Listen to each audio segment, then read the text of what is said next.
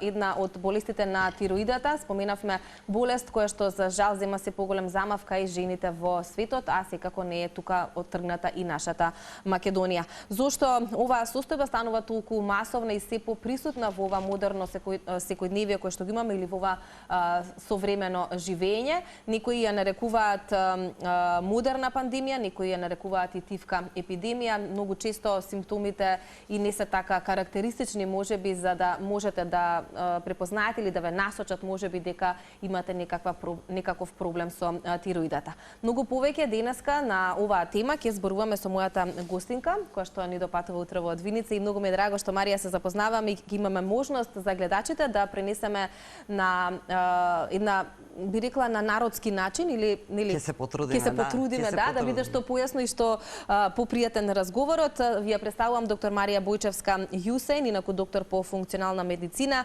меѓу специјалистите и специјалист за Хашимото. Добро утро до вас и добро утро си. Добре ни дојдовте.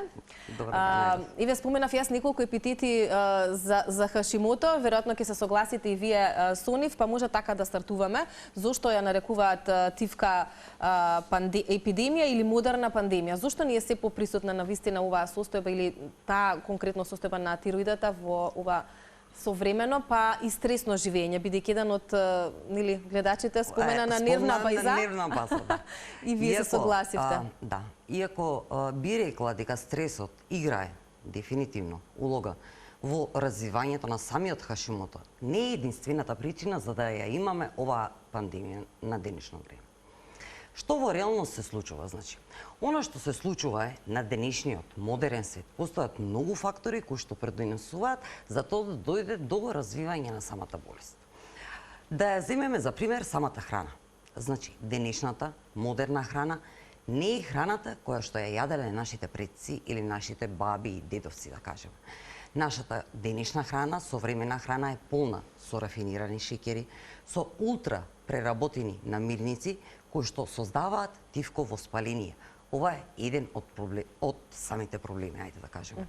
Другото нешто е, нашето современо општество во кое што живееме или околината во која што живееме е полна со одредени состојки кои што независно би рекла дали се химикали во самиот дом за чистење препарати, дали се од типот на некакви, би рекла, креми или какви да се препарати за лична хигиена, кои што содржат многу ендокрини дисруптори, кои што ги уништуваат и нашите хормони, вклучително и нашата тироидна жлезда, изложеноста на различни хербициди и пестициди. Се ова фактори кои што предонесуваат до развивање на самата болест. Верувам за многу голем дел од овие жените особено не се ни свесни. Споменавте химикали во домот. Да, значи, да, стресот си зема своја улога дефинитивно, затоа што доколку имаме хронично покачување на стрес, имаме нешто што се нарекува инхибирање на претворање на тироидниот хормон во неговата активна форма, каде што сакаме да го видиме дефинитивно. И би рекла дека се повеќе факторите на денешно време кои што влијаат да дојде до развивање на оваа тивка пандемија. Но знаеш ти се кој е најголемиот проблем? Што најголемиот дел од пациентите воопшто не знаат дека се соочуваат со овој проблем, ајде или. Заради тоа се нарекува тивка пандемија, нема симптоми во многу наврати. Има многу симптоми, но симптомите се толку многу нормализирани, веројатно. Нормализирани или толку многу широки, каде што многу често еден пациент ќе биде дијагностициран можеби со депресија, со анемија, може да биде дијагностициран со иритабилен колон доколку има дигестивни проблеми. Значи, или може да му биде кажано дека му е на нервна база, а всушност се да се должи со намалено либидо кај самите мажи. Но, всушност да се должи на самата тироидна жлезда. Ги споменавте и мажите, па може да им дадеме значење тука во овој дел од разговорот. Многу често, барем јас во моето обкружување, некако тие се отргнуваат, нели, ова е болест на женската популација, но во последно време имам сретнато случаи каде што и мажи во сериозна фаза, да речам, се соочуваат со болест на тироидата. Нели, сепак да потенцираме дека не се и тие исклучени? Не се исклучени, иако со односот е некаде 9 жени на еден маж кога станува збор за Хашимото. Што е разликата? многу потешко се дијагностицираат поради тоа што кај нив симптоматиката вообичаено оди малку поразлично. Значи, вообичаено ќе биде изразена, да кажеме, и тие се соочуваат со хроничен умор, но вообичаено ќе биде од типот работиш премногу, немој да работиш толку многу, земи одмори. Или ќе биде од типот, значи може да имаат намалено либидо, дефинитивно може да имаат пониско ниво на тестостерон. Зошто? Затоа што самите тироидни хормони влијаат врз нивото на тестостерон и го намалуваат самото ниво на тестостерон. Така да, би рекла дека самите мажи дополнително би рекла дека како едни посилни или посилен пол не сакаат дотолку да признаат на некаков начин дека се соочуваат со дадени проблематики, поради што многу често остануваат дури и по-недиагностицирани во споредба со самите жени. Добро, тогаш кога да се направи прв преглед или како се прави прв преглед, еве бидејќи голем дел од луѓето и од анкетата се уште не знаат што е Хашимото или ако немале таква некоја состојба за себе или во блиското семејство, не слушнале за оваа состојба. Велите некогаш кога ќе се дијагностицира можеби е веќе во некоја подоцнежна фаза. Но еве, за жените, за младите девојки, што е важно, кога превентивно можеби да се направат некои први испитувања, некои први прегледи? Би рекла во однос на симптоматика, доколку имате симптоматика од типот на хроничен умор, доколку имате симптоматика од типот на дигестивни проблеми, може да биде тоа подуеност, може да биде вишок на гасови, може да биде промена во самата столица, може да биде обстипација, може да биде диарија, може да биде мешана столица. Може да имаме подждригнување, многу типични симптоми за самиот Хашимото, значи. Ама тоа е нешто што вака луѓето ќе се речат се е нормално. Ќе си мислат дека се гастроинтестиналните теgoби ќе бидат насочени кон гастроентеролог, каде што вообичаено ќе бидат дијагностицирани со иритабилен колон. Но без воопшто да биде утврдено дека имаат проблем со тироидната жлеза. Зошто? Затоа што постои еден да се разбереме, Хашимото не е болест која што се раѓа преку една ноќ. Хашимото се развива во текот на многу години, каде што во рамките на 5 до 7 години имаме покачување првично на самите антитела на тироидната жлеза, по кое што настапува, да кажеме, самиот имунитет, значи тивко, ја напаѓа тироидната жлеза во рамките на долги години, пошто откако ќе ја уништи во доволна степен, тоа е моментот каде што настапува промена на самите тироидни хормони, кои што ќе го видиме на лабораторија каде што вообичаено се испитува. Затоа што вообичаено не се испитуваат антителата на самата тироидна жлеза. Доколку се направи испитување на антителата на тироидна жлеза при дадена симптоматика, во тој случај може да се открие многу порано. А дали на прв преглед со само скрининг или ехо, како се вели? Ехо на тироидна жлеза ќе видиме промена на самата структура. Да. Но таа промена е веќе во некоја подоцнежна фаза или? Не мора, значи дури да биде и на самиот почеток, ќе видиме промена на самата структура на самата тироидна жлеза. Добро. Но она што би рекла не е толку вообичаено не се прави, значи како не се прави како преглед или доколку се прави вообичаено е од типот ништо, се гледа некаква промена на структурата, ќе се видиме за една година. И тоа е добро или не е добро?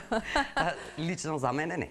Затоа што можеме во рамките на таа година да направиме огромен прогрес, да го стопираме целиот автоимунен процес, каде што дефинитивно значи тогаш веќе сепак има некаков процес, така со тироидата? Се разбира, значи тлее, во позадина тлее автоимунен процес. Добро, но еве за девојките, што би советувале кога за прв пат можеби да си ја прегледаат тироидата, макар и превентивно? Затоа што ако велиме дека е женска, ако велиме дека е наследна? Доколку имаат некој во семејството, доколку имаат со проблем со тироидната жлеза, дефинитивно е нешто што сакаат да го проверат. Јас би кажала дури на самите мајки. Доколку самите страдаат од проблеми со тироидната жлеза, нивните девојчиња да ги прегледаат уште можеби на 7-8 годишна возраст. Затоа што е можно да имаме покачување на самите антитела многу рано. Уште на таа возраст? Дури и уште порано од тоа би рекла. А во пракса кај нас тоа се практикува или? Не, далеко. Далеко сме од тоа. Макар што, она што го гледам како би рекла кај по новите генерации на ендокринолози, дефинитивно кај помладичките, е дефинитивно многу се повеќе запознаати со самата проблематика и ги советуваат самите мајки да направат преглед на нивните девојчиња. Превентивно. Споменавме сега пред малку крвна слика, параметри и така натака, антитела. Дали доколку имаме една нормална крвна слика, каде што да речам параметрите за тироидните хормони се да речам во некои препорачани нели граници или параметри, дали тоа значи реално имаме нормална крвна слика, но во позадина има некаков процес. Дали е тоа честа појава? Честа појава? Честа појава, да. Добро, што се случува во позадина? Како може да мерите да се открие тој процес кој што е веќе започнат со тироидната жлезда, ако правиме крвна слика и се ни е во ред, навидум? Овде би рекла дека самата слика е многу поширока. Зборуваме за нешто што се нарекува референтни граници, кои што всушност представуваат многу широки граници, каде што ќе видиме во различните лаборатории дека горната граница за дадени параметри од типот на ТСХ дека се движи до 4 до 5, кое што всушност не представува оптимална граница за ТСХ. Оптимално нешто за ТСХ е помеѓу 1 и помеѓу 2. И на моментот кога ќе видам, да кажеме 3, 4, веднаш се сомневам дека можеби има нешто. Друго нешто кое што вообичаено кај нас што се испитува вообичаено? ТСХ и Т4. Ова се стандард значи хормони што се испитуваат, би рекла, на некаков начин за тироидна жлезда. Но она што не се испитува во никој случај не е нешто што се нарекува слободен Т3, кој што всушност представува активниот хормон на самата тироидна жлезда и кој што доколку го немаме во доволна степен, знае да даде и тек каква многу голема, би рекла, симптоматика. Дополнително, дефицитот на витамини сметам дека е една многу голема тема, која што е пренабрегната, која што е задолжителна и кај лицата со Хашимото е особено изразена, која што води до многу голема симптоматика. Од тип на дефицит на витамин Д, дефицит на селен, на цинк, на магнезиум, на железо, се ова дефицити кои што се, би рекла, кај 90% од лицата со Хашимото дефинитивно ги има.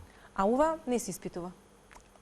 Да, вообичаено не. Вообичаено не. И како тоа да го промениме, доктор Марија? Сами не можеме да го промениме. Значи, моите пациентки само иницијативно се принудени да отидат реално во лабораторија и да се испитаат сами.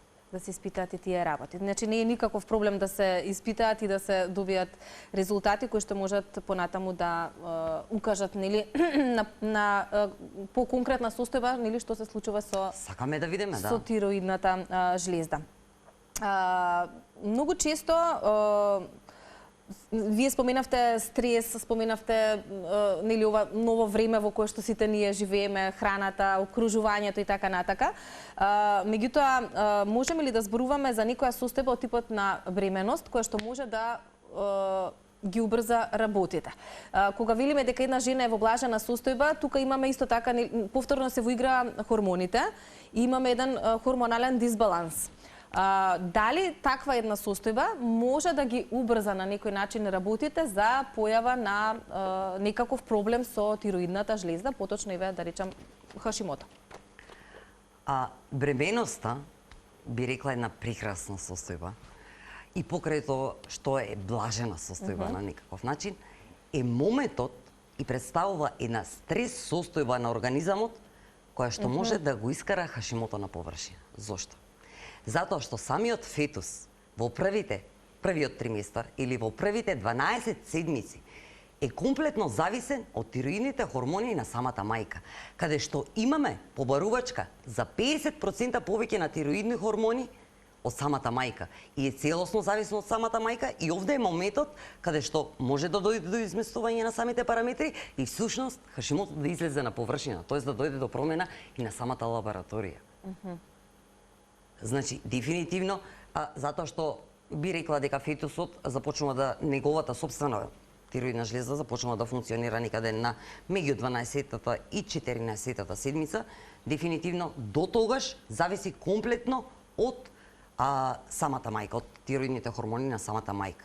Значи, ова е едната работа. Другата работа, кажавме дека имаме дефицити кои во една бременост каде што бебето бара, значи многу нутриенти, дополнително ги исцрпува. И така малкуте налични или присутни дефицити кај самата мајка, така да дефинитивно бременоста е една од состојбите која што знае да го искара самиот Хашимото на површина. Тоа не значи дека не бил присутен самиот Хашимото. Дека кога тогаш ќе се појави? Значи тој 100% бил присутен пред самата бременост, само не бил откриен. Но сега, поради зголемениот или зголемената побарувачка, во овој случај, дефинитивно, значи оно што се случува е, може да дојде до изместување на самите параметри и тогаш да се појави. И веќе после третиот месец имаме нешто што се нарекува подобрување на самиот имунитет, меѓу другото. Каде што ќе дојде до смирување на целата состојба. Третиот месец во бременоста? После трети месец, после првиот триместар. Добро. Каде што, реално, значи самиот имунитет малку ќе се стиши, ќе заземе одбранбена улога на некаков начин, но, што се случува после тоа? После самото раѓање. Да, и тој е уште еден период кој што исто така треба да го прокоментираме. Вообичаено мајките знаат да кажат еден рулер костер од емоции по породувањето, со доењето и така натака. Значи тука имам исто така хормонален дисбаланс кој што продолжува веројатно од тој период, ако грешам поправете ме, но не што се случува со хормоните, особено со тироидните и во тој период, па и додека трае можеби процесот на доењето. Во моментот во кој што ќе се роди самото бебе. Добре. Имунитетот повторно настапува на сцена.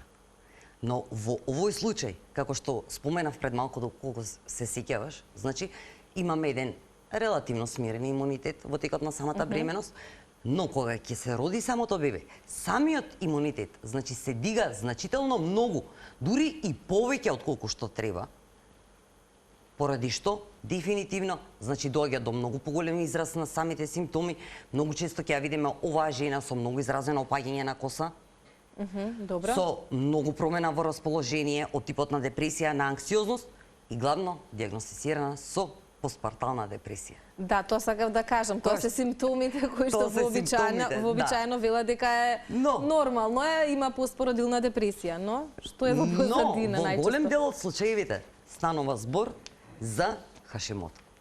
И ќе биде, значи во овој случај веќе доколку дојде до напреднување и ќе дојде до напреднување на самиот процес, дефинитивно ќе биде, значи, диагностицирано со Хашимото. Во меѓувреме, во текот на самата бременост, во зависност од тоа како се хранела и самата мајка, доколку знаеш, многу често самите бремени се тестираат за гестацијски диабет и нешто слично.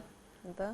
Дополнително имаме некаква поврзаност, би рекла, со нешто што се нарекува инсулинска резистенција, која што може да дојде до израз, особено после породувањето.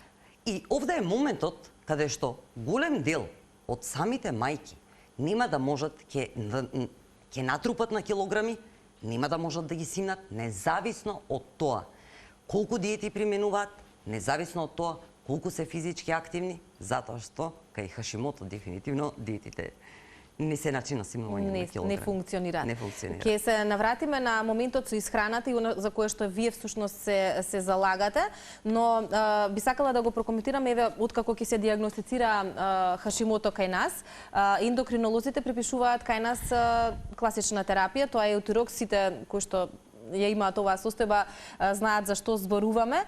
Меѓутоа ме интересира кој е вашиот став за генерално нашите доктори, за нашиот здравствен систем и за тоа како се третира оваа состојба тука кај нас. Дали со терапијата, која што нели е доживотна и тоа да го нагласиме, се решава проблемот во корен, онаму од каде што потекнува? Во корен не, но е неопходно да се разбереме. Значи, дефинитивно не сум против, значи, далеку од тоа. Самата терапија за тироидна жлезда или најчесто користениот кај нас е еутироксот, да го кажеме, значи, е неопходен. Не може тироидна жлезда, чие што ткиво е уништено во 70-80% и не е способно да произведува во доволна степен тироидни хормони, да не биде заменет со соодветна терапија. И дефинитивно во овој случај е сосема коректно да биде препишана соодветна терапија во определена доза, но ова не го решава, би рекла, целиот проблем. Не го смирува имунитетот. Затоа што сепак на крајот од денот Хашимото не е проблем со тироидната жлезда, а е проблем со имунитетот. И вообичаено она што ќе го забележат самите пациентки е, започнуваат со некоја доза можеби 25, можеби 50 и постепено оваа доза се дига. Зошто се крива оваа доза? Да, зошто постојано расте? Зошто? Затоа а видиме доживотна терапија. Зошто нема стагнација, можеби, или намалување? Затоа што немаме контрола на самиот имунитет, кој што упорно продолжува да си ја напаѓа сопствената тироидна жлезда и да ја уништува. И затоа доаѓа до зголемување на самата доза. Значи, првично можеби да имаме 30% уништување на тироидното ткиво, каде што примаме известна доза терапија, би рекле, пошто имаме 50% откако ќе напредне самиот процес, пошто се зголемува самата доза, пак 70%, пак се зголемува самата доза и би рекла дека дефинитивно, значи, се додека не го решиме и не го стабилизираме самиот имунитет, оваа доза ќе продолжи да се зголемува. Добро, се свидува на добар имунитет. Така? Се свидува на имуномодулација, нешто што го велиме имуномодулација и решавање мултифункционално би сакала да се мултифункционален пристап треба секако во целата оваа проблематика. Но ако веќе некој е на терапија, на колкав временски период треба да се прават одредени проверки за да се види, затоа што и вие се служивте дека нели и терапијата постојано ќе расте за жал, но кога или во кои моменти ние треба сите да си ги провериме, да си ја провериме состојбата за да видиме нели до каде сме, што сме, дали треба нешто да се зголемува, намалува, иако нели пациентите можеби очекуваат и намалување на терапијата, иако вие велите дека е сосема спротивно, но ете како да се следи состојбата со цел нели да биде правилно, да биде онака како што треба. Зависно. Значи секој пациент си е приказка сам за себе. Индивидуален. Индивидуален. Добро. И сега кога јас работам со моите пациентки, она што го правиме и на почеток правиме анализи, правиме многу детален панел. Значи се испитуваат многу параметри, каде што гледаме, значи секоја јас секогаш велам Ана и Јана не се една иста личност. И двете можат да имаат Хашимото, но сосема различни проблематики и состојби кои што треба да се решат. И пристапот треба да биде различен. И вообичаено, она што јас го правам со моите пациентки е вообичаено 3 до 4 месеци откако работиме заедно е местото каде што повторно правиме, значи, испитување на се она што сме го направиле на самиот почеток. Да, сега ќе се навратиме на исхраната и ќе зборуваме за тоа колку е клучна во целиот процес на третирање, ќе речеме, на оваа состојба со тироидата. Вие премалку споделивте, спомнавте храната која што се јаде во денешно време, богата со многу работи кои што не би требало да ги има и еден од факторите кои што влијаат, но многу често знаеме да кажеме колку што храната е лек, понекогаш може да биде и нели убиец на некој начин, односно тивко да го убива организмот или имуниот систем или генерално здравјето. Вие велите треба да се направи разлика помеѓу диета и медицински протокол, заради тоа што често се мешаат поимите и луѓето мислат дека со една обична диета може да се реши проблемот. Зошто кај Хашимото е потребен малку подлабок пристап, зошто, односно како исхраната влие врз имунолошкиот одговор на телото, а не само врз килограмите? Значи, кога имаме диета, што гледаме? Значи, вообичаено самата диета се гради на калориски дефицит за да постигнеме слабење или одредена цел во случајот со Хашимото. Но кога одиме со медицински протокол, се целиме да постигнеме одредени работи. Што се целиме да постигнеме? Намалување на антителата. Самото намалување на антителата ќе го намали самиот ќе го стави под контрола самиот имунитет и тој нема толку агресивно да ја напаѓа самата тироидна жлезда. Потоа, кога ќе ги решиме дефицитите, особено дефицитот на витамин D, кој што е еден од најголемите имуномодулатори. Ќе зборуваме и за витаминот Д малку подетално, добро? Значи, каде што секоја жена со Хашимото и секој маж со Хашимото е, значи, со голем дефицит на витамин Д. Значи, дефинитивно... Нели ние како нација сме дефицит со витамин Д? Ајде, ќе се навратиме на тоа. Дефинитивно, но многу повеќе. Би рекла, знаеш како? Многу е повисока, би рекла, параметрите кои што треба да ги постигнеме кај Хашимото во однос на витамин Д во споредба со останатата популација која што воопшто не страда од тип на Хашимото, да кажем. Каде што доаѓа нешто што се нарекува референтни граници, оние оптимални граници, каде што сакаме да ги видиме самите пациенти. Што значи, сакаме да ги намалиме антителата, сакаме да ги коригираме самите дефицити, сакаме да видиме подобрување на активниот тироиден хормон. Многу често пропуштена работа. Испитуваме ТСХ и Т4, но никогаш речиси не го испитуваме активниот тироиден хормон, затоа што тој во голема степен диктира како ќе се движат многу работи во нашето тело. Од тип на метаболизам, од тип на когнитивна функција, од тип на раст на самата коса, значи буквално од тоа како чука нашето срце, буквално влијае речиси на секој орган во нашето тело. Добро, зошто сметате дека е толку честа појава дефицитот на витамин Д во нашата земја? Ние велиме сончева земја сме, така? Не е дека ни фали сонцето? Ама точно за Хашимото ме прашуваш или воопшто зошто е дефицит? Генерално. Не е во нашата земја, на светско ниво е. Значи на светско ниво е. Добро, зошто? Кој е вашиот став? Мојот став е, постојат неколку причини, би рекла, значи за самиот дефицит на витамин Д. Доколку имаме малку е посложено, ќе се потрудам малку на поедноставен начин. Понародски да разбереме Понародски сите. за да разберат самите гледачи. Значи, доколку имаме одредени полиморфизми на дадени гени, во тој случај може да не дојде до правилно активирање на самиот витамин Д, независно дали ние го примаме преку самото сонце или дали сме изложени на сончева светлина. Дополнително, еден многу важен фактор, нашата популација и воопшто светската популација знае многу често да биде дефицитарна на магнезиум.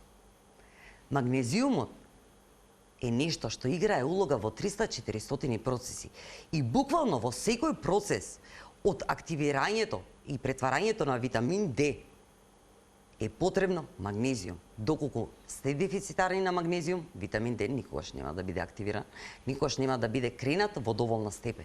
А еден од најголемите дефицити и во најчест степен зошто се појавува? Поради високо ниво на стрес и поради хронична инфламација. Што значи дека доколку јадете ултра преработена храна и несоодветна храна и рафинирани шеќери, ќе имате дефицит на магнезиум. Доколку сте хронично стресирани, ќе имате дефицит на магнезиум. Доколку сте хронично ненаспиени, ќе имате дефицит на магнезиум. Значи во Македонија има дефицити на магнезиум, да. Можам да гарантирам дека голем дел и од здравата популација, и од болната популација дефинитивно е еден од најголемите дефицити. А овие работи не се испитуваат, туку така да речам, магнезиум би рекла дека се испитува, но она што јас не сакам да кажам немаат луѓето навика пракса да испитуваат такви работи. Но јас не препорачувам да се испита затоа што она доколку отидете во лабораторија и го испитате самиот магнезиум, не сакаме да испитаме колку е магнезиумот во самата крв, затоа што тој е само ќе ни даде представа само за 1%. Сакаме да испитаме еден посебен маркер кој што вообичаено, за жал кај нас во Македонија не е достапен, кој што ни покажува колку е достапен магнезиумот на ниво на клеточно ниво, ајде да кажеме на некаков начин. Доктор Марија, дали недостатокот на витамин Д е можеби во коренот на проблемот со тироидната жлезда? Има некаква тесна поврзаност? Има поврзаност, дефинитивно, значи. Ниското ниво на витамин Д го влошува автоимуниот процес. И дефинитивно сакаме да постигнеме многу големи, значи повисоки вредности на витамин Д и дополнително самиот Хашимото води до намалување на самиот витамин Д. Значи имаат обратна врска, двојна врска имаат. Имам чувство дека во периодот на короната сите конзумираа витамин Д. Колку единици? Овде е проблемот. Добре, еве, вообичаено има и луѓе кои што воопшто нели не конзумираат. Сега по витаминот D можеме преку исхрана да го регулираме или сепак е потребна некаква суплементација? Во кои количини, за кои граѓани или генерално сите, ако веќе вака гледаме, особено по оние кои што страдаат од Хашимото, треба да го регулираат тоа? Сметам дека секогаш дозата треба да биде припишана во зависност од самата лабораторија. Значи не сакаме да одиме на слепо. Секогаш сакаме да имаме црно на бело кога одиме со препишување на што и да е. Добро.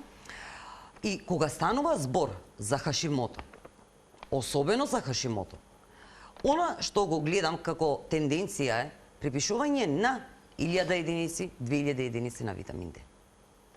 Верувајте ми дека 2000 единици на витамин D кај Хашимото не можат да направат буквално ништо. Не можат да направат имуномодулација, не можат да го кренат витамин D во степен во кој што сакам. Значи, потребни ни се многу повисоки дози. Едновремено во комбинација со витамин К2, едновремено со магнезиум.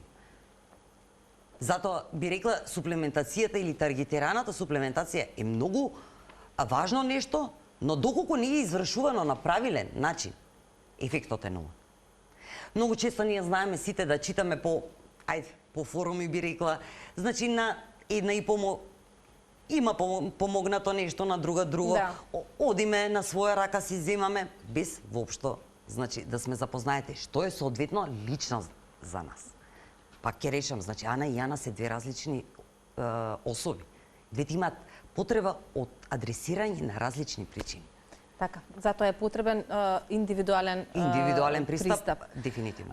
Ајде малку да сега некаде пред крајот сме, можеби да позборуваме за исхраната. Ајде. И за тоа колку начинот на правилно исхранување кај оние кои што страдаат од Хашимото е можеби клучен во начинот на регулирање или во решавањето можеби со проблемот. Не знам дали постои целосно решавање на проблемот со тироидна жлеза, веројатно ако е тоа во, како рековте вие, во 80% можеби уништена, тешко е да се врати. Не, но ние го ставаме во ремисија. Оно што го постигнува... Што значи ремисија, да им објасниме? Ремисија што значи? Нека да им објасниме на самите гледачи. Значи, доколку имаме покачено ниво на антитела. Сега овие антитела можат да бидат и 200, можат да бидат и над 1300, каде што самата лабораторија мери до 1300, може да бидат 5000 и 10000. Што се случува во овој случај? Кога ќе успееме да ги симнеме некаде во граници, зависно каде ни е стартната точка, би рекла, но доколку успееме да ги симнеме некаде, би рекла, под 100, под 70 или под 200 за оние кои што се со над 1300, во тој случај дефинитивно можеме да зборуваме за смирен имунитет. Значи, веќе немаме антитела кои што упорно го напаѓаат самото тироидно ткиво. Добро, што препорачувате во поглед на исхраната кај те пациентите? Има ли нека храна која што не треба да се јаде, која што предизвикува можеби тој воспитателен процес да биде уште по поголем интензитет? Од тип на глутен. Многу често знаете дојде и да ми каже пациентка, го исфрлив глутенот, ги исфрлив млечните производи, но се уште не се чувствувам добро. Да, но овде не е погледната целата слика. Значи, не е добар почеток би рекла дека е добар почеток, но не е доволно. Зошто не е доволно?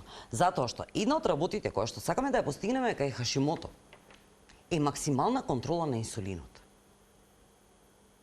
Максимална контрола на инсулинот се постигнува со доволен прием на протеини, би рекла, во секој оброк, каде што нема да вклучуваме многу големи количини на јаглехидрати и доколку имаме јаглехидрати, сакаме да бидат паметно изберени.